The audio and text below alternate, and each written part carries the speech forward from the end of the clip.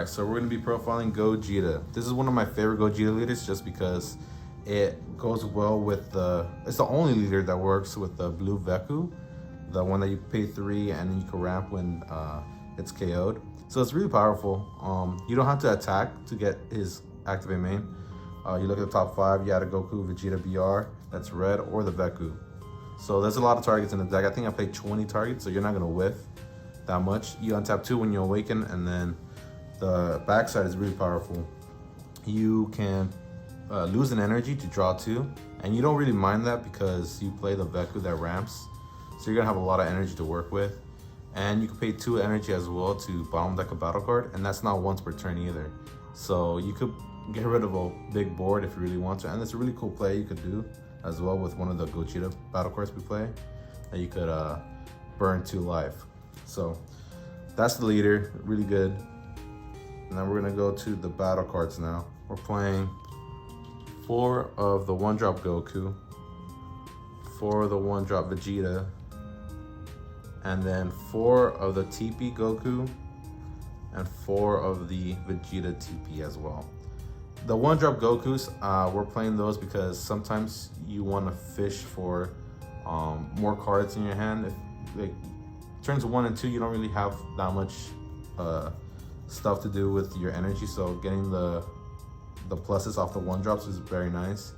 And sometimes against blue, if you want to kill their Unison like a Zeno, you could probably spam the board with the 1-drops to try to knock the Zeno's counters down.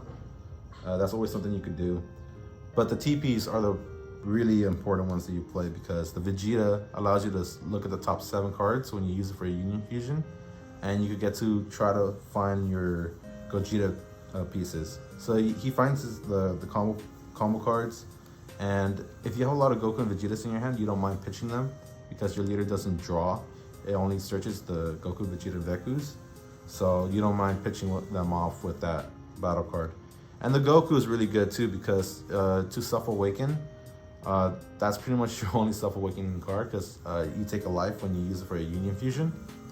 And sometimes you want to awaken, so you could do some pretty cool plays with your untap 2.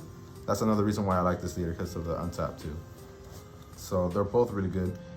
And what I usually use them with is the 4-drop Veku. So this card is pretty awesome because for 1 energy, you pitch the Goku and Vegeta to summon it on the field. It has barrier as well, so they won't like KO it or something during their turn.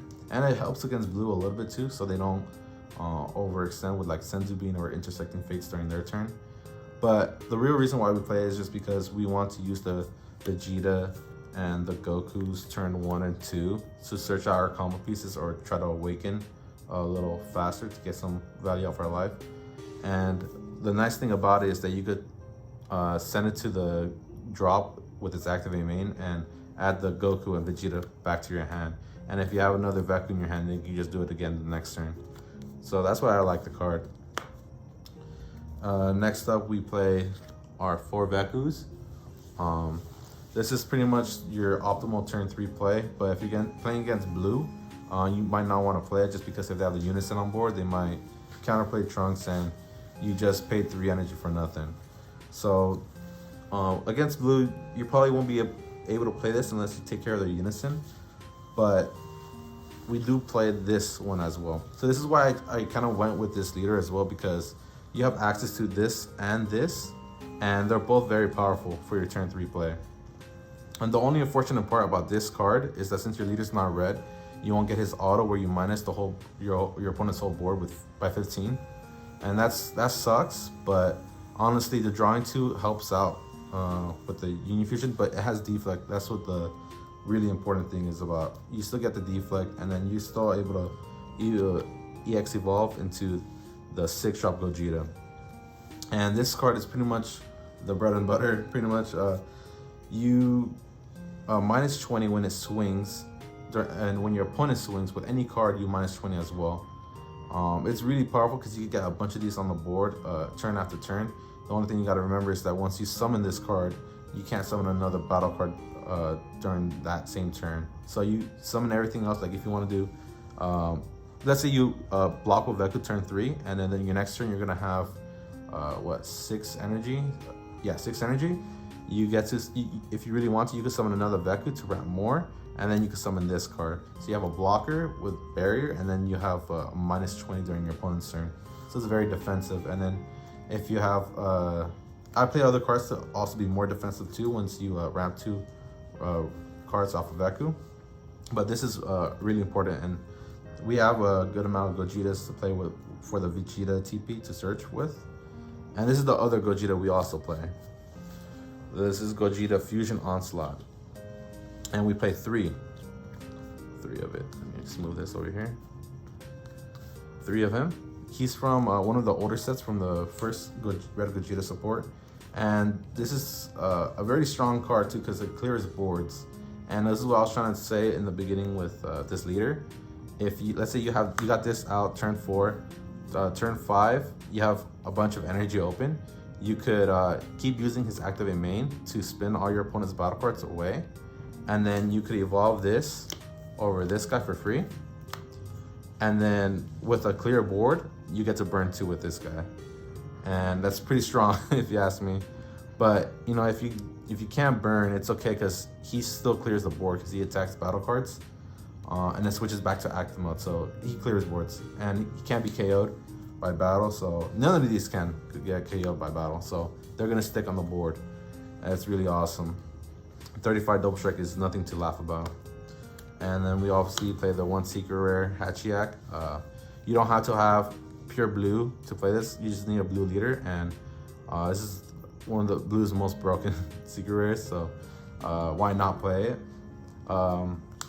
So this is the next thing why I played this leader over the other red leaders with this engine, is because of this Unison, Vegito Unison of Might. And because all my Gogeta players out there, you must know that these guys are very powerful, but they're kind of easily removable by warping them. And Dark Broly, because Dark Broly is a very popular deck and they have access to warp your battle cards every single turn. It kind of sucks.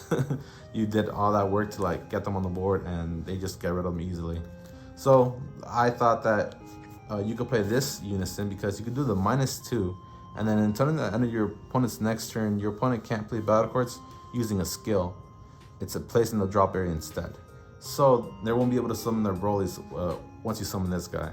And you're gonna have so much red energy to work with that you're gonna be able to summon this guy and this guy in the same turn, pretty much.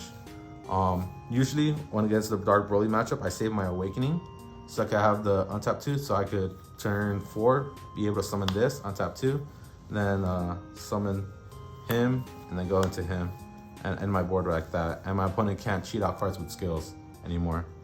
So that's the reason why I play this Vegito Unison. And there's another cool thing you can do with it, with this -5. If you cleared board with the leader and then you do this -5, that's another burn damage. Or with this, like they go well with each other, Gogeta and Vegito. And it's a 20k Unison, so it's not hard for it to leave the field. And the last thing I'm gonna say about this Unison, it works really well with this, is that if you summon this first and then you have that, and then you go into this guy gives him 2 markers. So that those 2 markers that you're using to do the -2, you basically didn't lose them because he gives him 2 markers. So it's really hard to get this guy off the board. And each turn, if you just keep summoning these, then he's just gonna keep on having markers. And then finally, we have some defense. We have 3 topos. When Veku gets KO'd, you have 2 open energy, and you're most likely gonna be able to do topo to survive. And if you're playing against blue, I'm playing Unbreakable, because you're most likely not gonna be able to do topo because they're gonna counterplay Trunks you. So Unbreakable is gonna help to defend, and so you don't lose hand advantage and stuff. That's a great card. And finally, we played the 4 super combos, and I went with this one just because it's a generic draw 1.